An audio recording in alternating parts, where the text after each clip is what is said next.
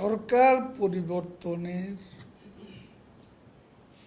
উপায় আছে দুটি।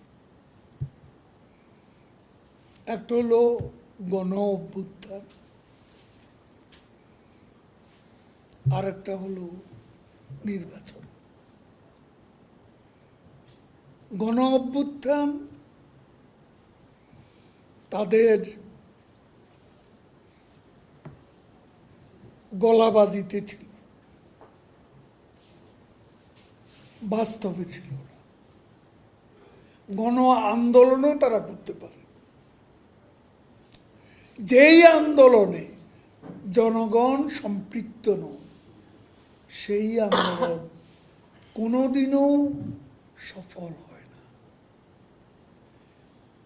জনগণ সম্পৃক্ত ছিল না বলে বিএনপির আন্দোলনও বারে বারে ব্যর্থ হয়েছে।